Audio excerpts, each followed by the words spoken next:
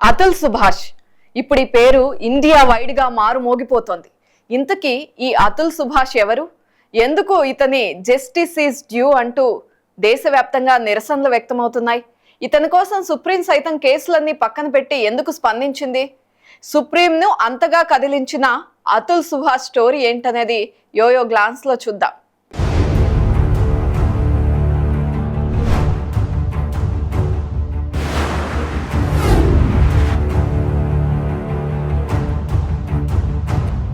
అతుల్ సుభాష్ వయస్సు 34 ఏళ్లు. బెంగళూరులో సాఫ్ట్వేర్ ఇంజనీర్. మన తెలుగు ప్రజలు ఎక్కువగా నివసించే మారతహళ్లిలోని మంజునాథ లేఅవుట్లో ఉండేవాడు. కానీ ఈ మధ్యనే సూసైడ్ చేసుకున్నాడు, అది కూడా భార్య కారణంగా.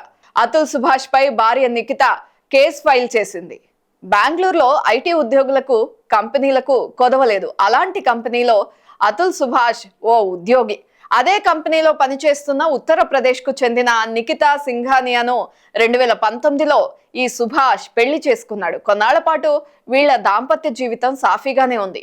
వీరి ఆనందానికి అనుబంధాన్ని పెంచుతూ సింఘానియా 1.5 ఏళ్ల తర్వాత ఓ బాబుకి జన్మనిచ్చింది. యూపీ ఊరు నుండి 1.5 ఏళ్ల తర్వాత 2021లో బాబును తీసుకుని ఇంటికి వచ్చింది. అందమైన భార్య, చక్కటి మగబిడ్డ. ఇద్దరిని చూసుకుని సుభాష్ ఎంతో మురిసిపోయారు. తాను కన్న కలలు దేవుడు నిజం చేశాడు అంటూ సంబరపడిపోయాడు. అదే తనకు చివరి ఆనందకరమైన రోజులు అనే విషయాన్ని సుభాష్ గుర్తించలేకపోయాడు. విధిరాతో ఎందుకో తెలియదు, అసలు ఏం జరిగిందో ఏంటో తెలియదు. అతుల్ సుభాష్ కి భార్య నిఖితా సింఘానియాకి భేదాభిప్రాయాలు వచ్చాయి. దీంతో వారిద్దరూ విడిపోయారు. అక్కడి నుండి కష్టాలు ప్రారంభమయ్యాయి. కేసులు వెంటాడాయి. భార్య నిఖితా సింఘానియా కేసులు బనాయించడం ప్రారంభించింది. అయితే తను చేసిన ఆరోపణలు ఈ విధంగా ఉన్నాయి. అసహజ శృంగారం చేయాలని ఒత్తిడి చేశాడు అని కాకుండా కట్నం కోసం కూడా వేధించాడు అంటూ భర్త అతుల్ సుభాష్ పై నిఖితా సింఘానియా కేసులు బనాయించింది. కోట్ల రూపాయల పరిహారాన్ని డిమాండ్ చేసింది. సాధారణ టెక్కీగా జీవితం సాగిస్తున్న అతుల్ సుభాష్ ఈ కేసులతో దిమ్మ తిరిగిపోయాడు. సింఘానియా 498A కేసును ఉత్తరప్రదేశ్ లో నమోదు చేయించింది. ఆ కేసు కూడా అతుల్ సుభాష్ నుండి విడిపోయిన 8 నెలల తర్వాత ఈ 498A కేసు పెట్టింది. తనకు 3 కోట్ల రూపాయల భరణం కావాలని కూడా తన పిటిషన్ లో కోరింది. తన కొడుకుని కలవడానికి 30 లక్షల రూపాయలు డిమాండ్ చేసేది. ఈ విధంగా బెంగళూరులో సాఫ్ట్వేర్ ఉద్యోగం చేసుకుంటున్న అతుల్ పై ఉత్తరప్రదేశ్ లో దాదాపుగా 10 కేసులు బనాయించింది. దీంతో భార్య, అత్తింటి కుటుంబ సభ్యులు పెట్టిన కేసులకు హాజరు కావడానికి బెంగళూరు నుండి ఉత్తరప్రదేశ్ కు 40 సార్లు ప్రయాణించాల్సి వచ్చింది. విడాకుల కేసుతో పాటు పూటకో కేసు కూడా నమోదు చేయించారు. దీంతో ఈ వేదన భరించలేని అతుల్ సుభాష్ డిసెంబర్ 8వ తేదీన ఇంట్లోనే ఆత్మహత్య చేసుకున్నాడు. మంగళవారం నాటికి గాని గుర్తించలేకపోయారు ఈ విషయాన్ని. ఈ విషయం చాలా ఆలస్యంగా వెలుగులోకి వచ్చింది. దేశంలో ఈ కేసు అలజడి రేపుతోంది. ఇక్కడ మరింత దారుణమైన సంఘటన ఏంటంటే, ఈ కేసులో నిఖితా సింఘానియా తండ్రి అనారోగ్యంతో చనిపోయాడు. తన తండ్రి మరణానికి కూడా మాజీ భర్త అతులే కారణమంటూ మరో కేసు బనాయించింది. ఈ కేసు సెటిల్మెంట్ చేసుకోవడానికి నిఖిత 1 కోటి రూపాయలు డిమాండ్ చేసినట్లుగా అతుల్ సుభాష్ తన సూసైడ్ నోట్ లో ప్రస్తావించాడు. తనకంత స్తోమత లేదు అనే విషయాన్ని కూడా స్పష్టం చేసినట్లుగా చెబుతున్నారు. ఫిర్యాదులు అందుకున్న పోలీసులు కూడా కేసుల్లో ఎంత మేరకు వాస్తవాలు ఉన్నాయి అనేది శోధించకుండా రిజిస్టర్ చేసేశారు. ఉద్యోగం చేయకపోతే బతకడం కష్టం. తన నుండి విడిపోయిన భార్య పెట్టిన అనేక కేసులు ఇంకొక పక్క. ఆమె ఏకంగా కోట్లు డిమాండ్ చేస్తోంది.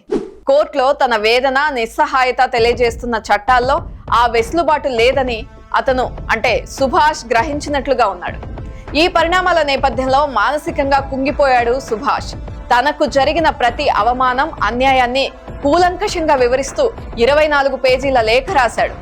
ఇదంతా ఒక ఎత్తైతే, న్యాయం జరగాలి అంటూ శరీరంపై ఓ స్టిక్కర్ అతికించుకున్నాడు. 1:30 నిమిషాల నిడివితో ఉన్న ఒక వీడియోలో అతుల్ సుభాష్ తన వేదనంతా వివరించాడు. ఆత్మహత్యకు ముందు తీసుకున్న వీడియో చూస్తే అతుల్ ఎంత నరకయాతన అనుభవించాడు అనేది అర్థమవుతోంది. ఈ వీడియోతో పాటు ఓ లేఖ కూడా అన్ని రాష్ట్రాల హైకోర్టులు, బంధువులతో పాటు సుప్రీంకోర్టుకు కూడా పంపించాడు. కానీ అవన్నీ దేశ సర్వోత్తమ న్యాయస్థానానికి అందేసరికే అతుల్ సుభాష్ ఈ లోకంలో లేడు. అదే సమయంలో ఈ తరహా కట్నం వేధింపుల కేసును విచారణ చేస్తున్న సుప్రీంకోర్టు న్యాయమూర్తుల ముందు అతుల్ సుభాష్ పంపిన లేఖ, వీడియో చేరింది.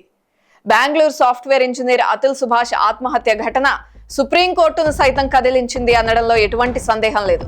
సుప్రీంకోర్టు జడ్జిలు స్పందించారు.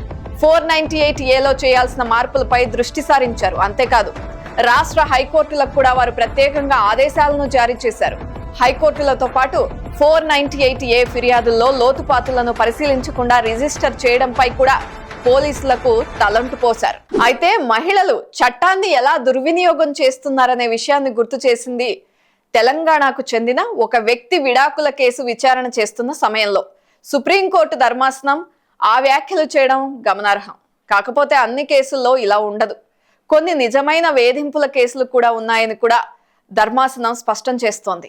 బెంగళూరు టెక్కి అతుల్ సుభాష్ కేసులో తనకు న్యాయం చేయాలని వస్తున్న డిమాండ్ల క్రమంలో సుప్రీంకోర్టు సెక్షన్ 190A చట్టాన్ని మహిళలు దుర్వినియోగం చేస్తున్న తీరుపై ఆందోళన వ్యక్తం చేసింది. ఇక్కడ అతుల్ సుభాష్ తండ్రి పవన్ కుమార్, తల్లి, సోదరులు తల్లడిల్లిపోతున్నారు. తన కుమారుడు ఆత్మహత్యకు కారణమైన వారికి శిక్ష పడాలి అంటూ డిమాండ్ చేస్తున్నారు. అంతవరకు కుమారుడి అస్థికలు నిమజ్జనం చేయమంటూ పవన్ కుమార్ కన్నీటి పర్యంతమయ్యారు. తన శరీరంపై ఆయన కూడా జస్టిస్ ఈజ్ డ్యూ అనే స్టిక్కర్ ని అతికించుకున్నారు. అయితే అతుల్ సుభాష్ ఆత్మహత్య చేసుకున్న వారం తర్వాత ఆయన భార్య నిఖితా సింఘానియా, అత్త నిషా, బామ్మర్ది అనురాగ్ ను అరెస్ట్ చేశారు పోలీసులు. ఇన్ని రోజులు వీరు పరారీలో ఉన్నారు. అరెస్ట్ అయితే చేశారు, కానీ శిక్ష పడే అంశంలో బాధిత కుటుంబ సభ్యుల భిన్నాభిప్రాయాలు వ్యక్తమవుతున్నాయి. అతుల్ తమ్ముడైతే ఈ కేసును కర్ణాటకకు మార్చాలి అంటూ డిమాండ్ చేస్తున్నారు. యూపీలో డబ్బుతో ఏ పనైనా జరుగుతుందని, అక్కడ నిందితులు తప్పించుకునే అవకాశం ఉందని వెంటనే ఈ కేసుని కర్ణాటకకు మార్చాలి అంటూ డిమాండ్ చేస్తున్నారు.